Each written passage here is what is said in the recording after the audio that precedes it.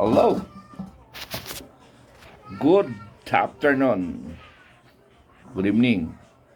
Filipino Guerrilla Forces at mga subscribers, followers, viewers o makabayan.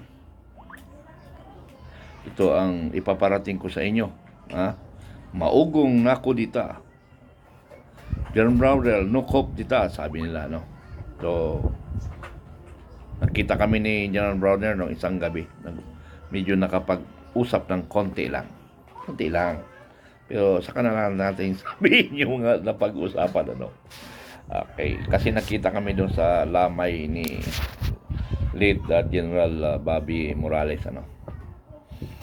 Na kung saan ay PMA 79. Nandoon si General Ortiz.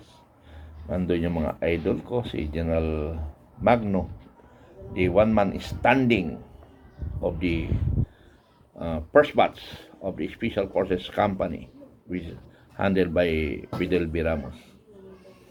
So, mga kabagang, pakinggan natin ang pinaparating ni General Macanas, dati kong kasama sa Mindoro as Deputy Commander, and our Brigade Commander, General Kita.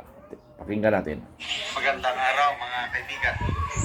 Bigyan natin ngayon ng reaction, opinion, itong pinaka-latest post ng Armed Forces of the Philippines sa kanilang official Facebook page. Ito, tungkol ito sa ugong-ugong ng kudita. AFP General Browner, no coup o kudita, no coup shall happen, not my watch. Yeah.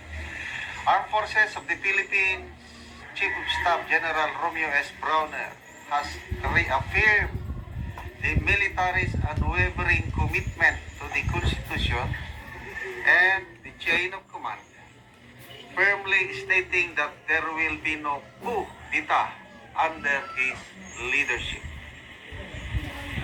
Ito ang sabi niya, as long as I serve as Chief of Staff, no coup shall happen, not on my watch.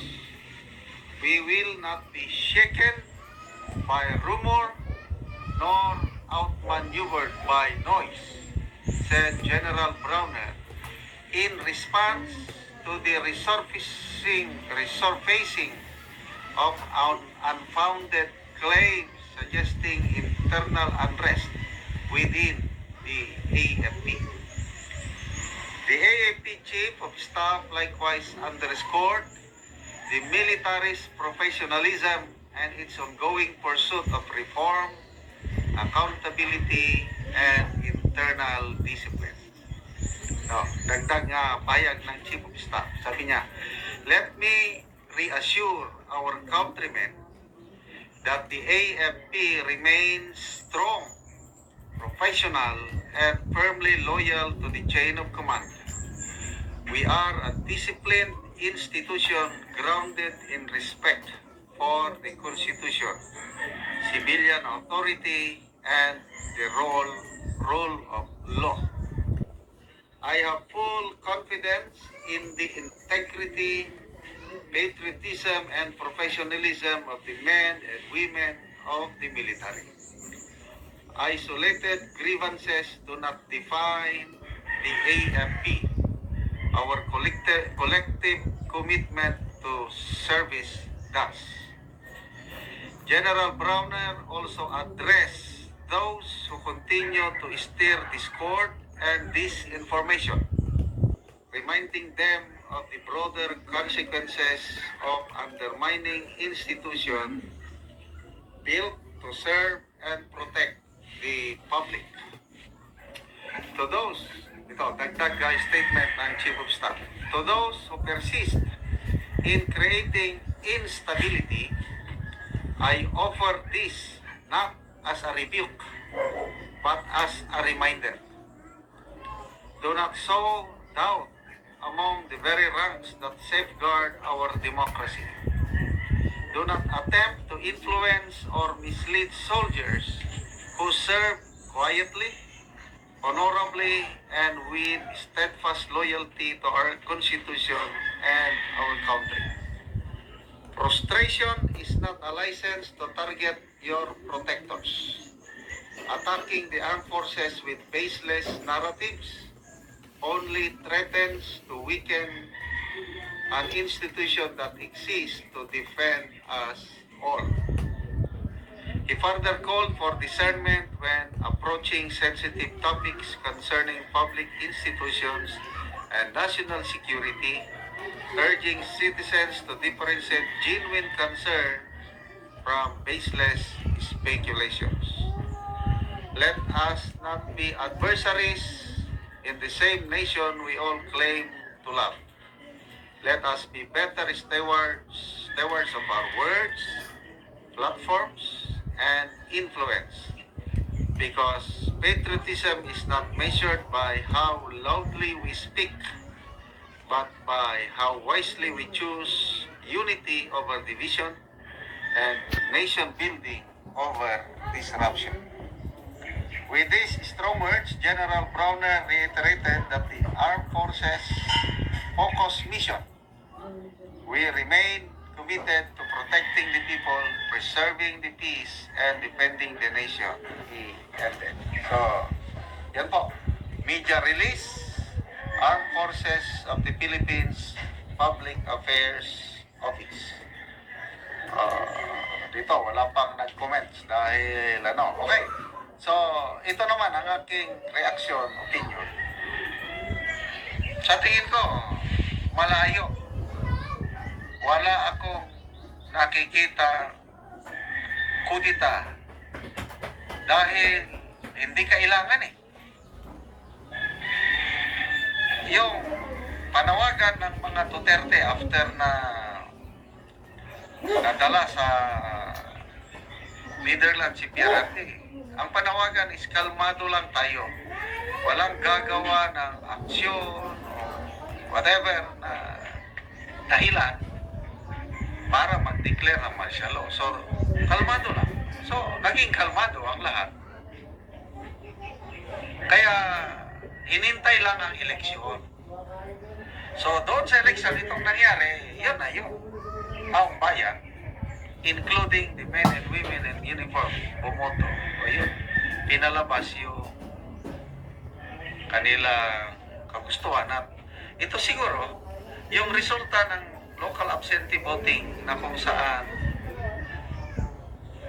ang mga men and women in uniform ang pinili nilang iboto ay kandidato ng Duterte. Baka ito yung inagmulan ng speculation na magkakaroon ng kudita, which is not supposed to be. I highly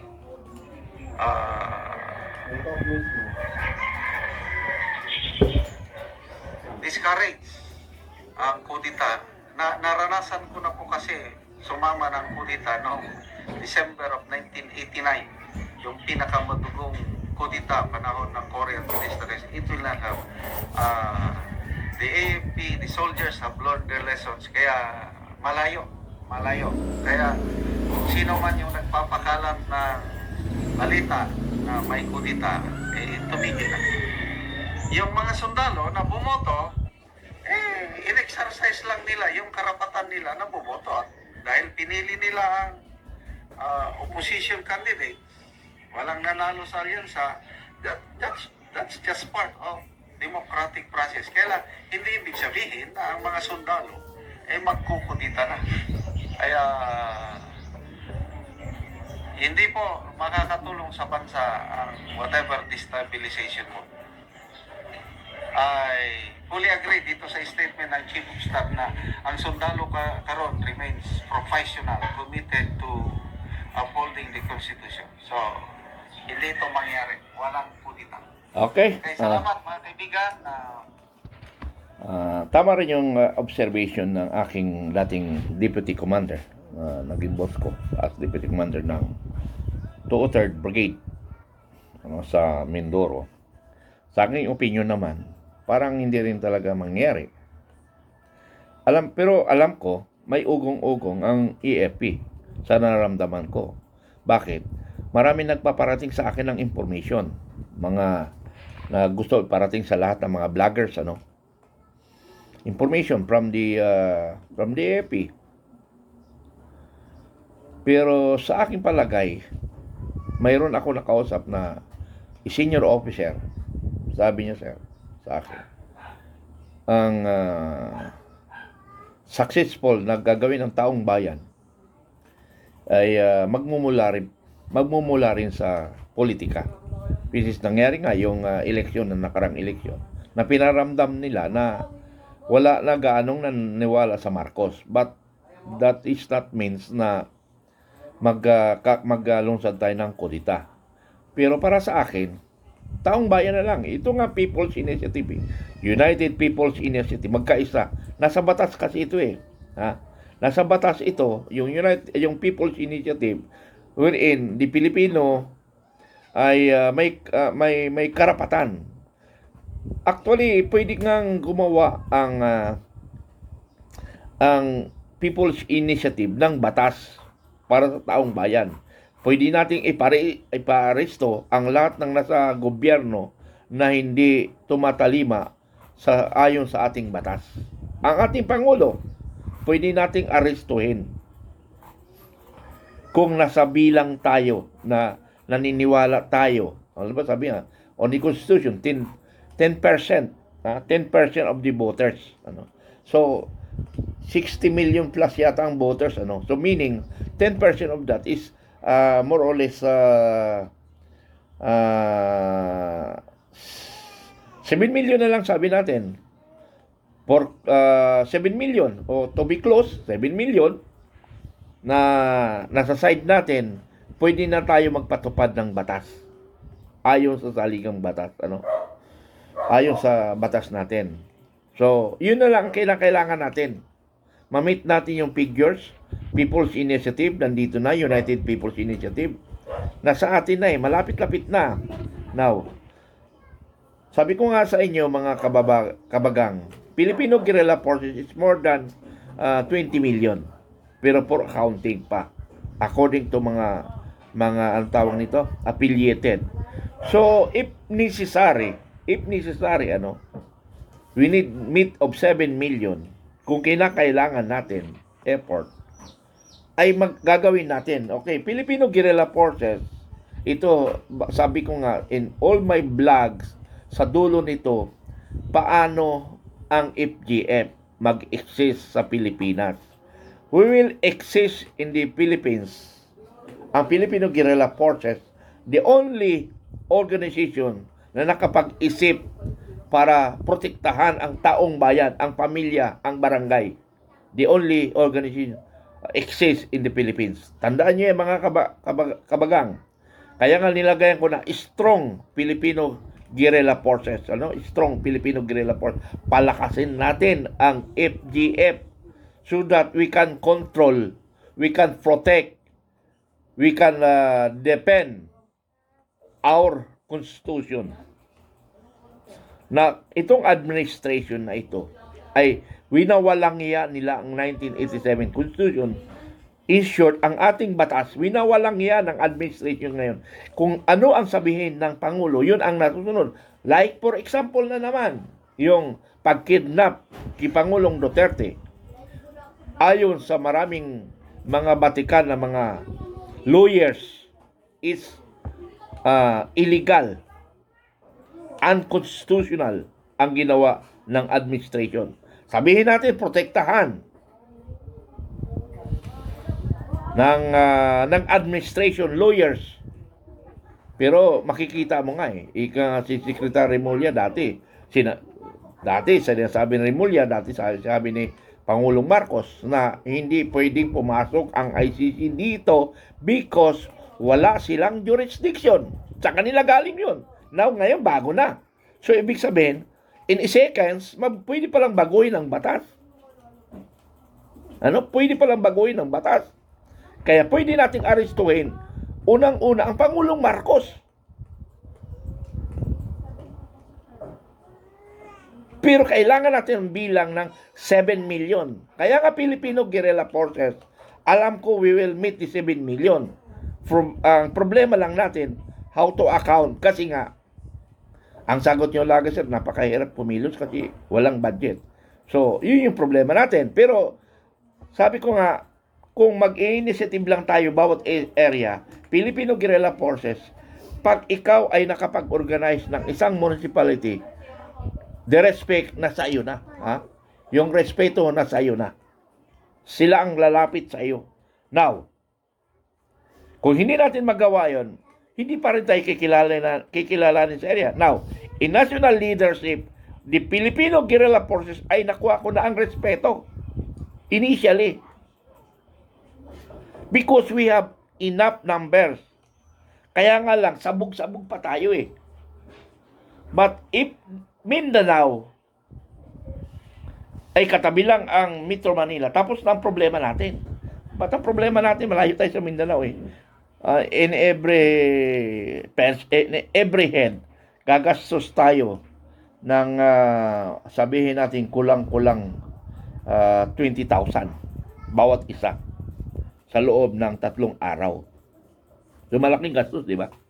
So hindi natin kaya because our enemy, sabi ko nga sa inyo, 3 trilyon ang kalaban natin. Paano natin sagupain yan? So mahirapan tayo. Pangalawa, nasa kanilang power. So wala tayong magawa. Pero darating rin tayo. UPI, United People's Initiative. Pakita ko sa inyo ha. Kahit pa paano, tumikilos tayo. Ha? Tingnan nyo. Ha? Oh. Oh. Ayan oh. Nasaan ako dyan? Tingnan nyo ako nasaan. Yung pula, hindi ako yun ha. Si General Browner yun. Nandyan oh. Kung nasaan ako dyan. Yung tinuturo si General Browner yon. At yung si Jumac, the last man standing of the special original. Ano? Kasama ni Pangulong Pidilbe Ramos, giyera sa Vietnam. Siya na lang natitira. Kaya respetado siya ng buong armed forces. Okay? So yan, ano? So, mayroong pag-uusap, pero siyempre, normally, hindi tayo pwede mag-announce kasi nga, baka madali tayo, ano? Okay, yun lang. Maraming salamat, kaibigan. FGF, palakas lang tayo ng palakas. Ha? Palakas tayo ng palakas. Ang sagot sa problema ng bansa is People's Initiative and United People's Initiative. Napaloob na tayo doon. Now, mayroon lang akong hinihintay para tayo ay kikilos na. Mayroon lang akong hinihintay para sa bayan. People's Initiative. Maraming salamat. Bye-bye. I love you all.